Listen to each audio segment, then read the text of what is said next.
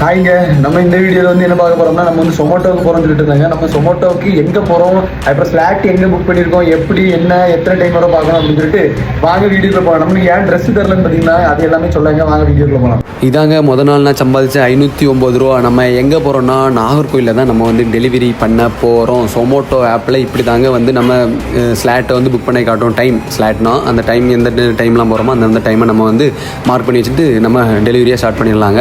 அதுவும் இல்லாமல் பெட்ரோல் இல்லாதனால பெட்ரோல் போட்டு போகலான்ட்டு பெட்ரோல் பில்க்கு வந்தாச்சு.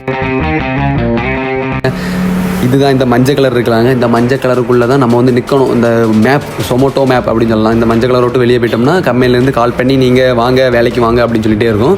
அதுவும் இல்லாமல் நம்மளுக்கு வந்து ஆர்டர் வந்து 33 ரூபா. அந்த 33 ரூபா நம்ம எங்கே போய் வாங்க போகிறோம்னு பார்த்தீங்கன்னா இந்த கடை வேப்ப மூட்டில் இருக்க இந்த கடைக்கு தான் நம்ம வந்து டெலிவரியை வாங்கிட்டு நம்ம அவங்ககிட்ட கொடுக்க போகிறோம். நம்மளுக்கு வந்து பேக்கெல்லாம் தரலைங்க, இதுதான் தந்துருக்காங்க. இது தரல, இது நம்மளோட பேகு. நம்ம 30 டெலிவரிக்கு மேலே பண்ணால் தான் பேகு ட்ரெஸ் எல்லாம் வரும் அப்படின்னு சொல்லியிருக்காங்க. பார்ப்போம் எத்தனை டெலிவரி பண்ணதுக்கப்புறம் வந்துட்டு 33 ரூபாய் கம்ப்ளீட் பண்ணியாச்சுங்க.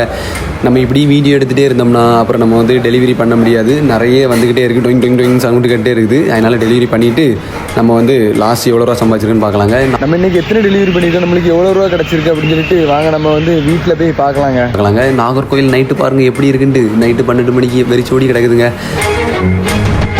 வீட்டுக்கு வந்தாச்சுங்க. நம்ம இன்றைக்கி சனிக்கிழமை நைட்டு 7 மணிலேருந்து 12 மணி வரை எவ்வளோ ரூபா சம்பாதிச்சிருக்குன்னு பார்க்கலாம் வாங்க.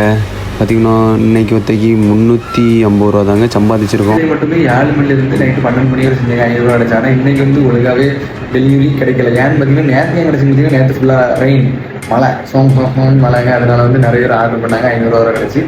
இன்றைக்கி வந்து ஆர்டர் கம்மி ஆகிட்டு அதனால் வெறும் 350 தான் நைட்டு வந்து வந்துச்சு. நான் வந்து ரிட்டன் கிளம்பிட்டாங்க. மணி 11 ஆகணும்னு.